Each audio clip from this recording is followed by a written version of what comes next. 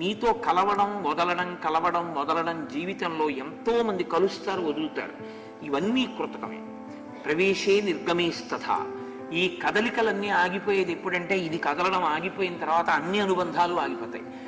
ఆ అనుబంధాల వలన వచ్చేటటువంటి అశాంతి ఈశ్వరోపాసన ఎందు ప్రతిఫలించకుండా, దానివల్ల మీ ఉపాసన పాడైపోకుండా మీరు రక్షించుకుంటూ ఉండండి ఎప్పుడు. ఎందుకంటే జీవయాత్రలో మనని రక్షించేది ఏదైనా ఉంటే అదొక్కటే రక్షిస్తుంది.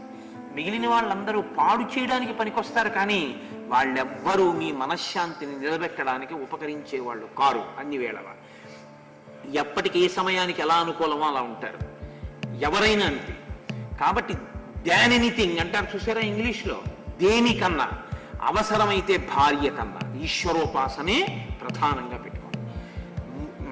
ఇది ఉండగా ఈశ్వరోపాసన కన్నా గొప్పది ఇంకొకటి లేదు. నా జన్మకి ప్రయోజనమేమి అదే.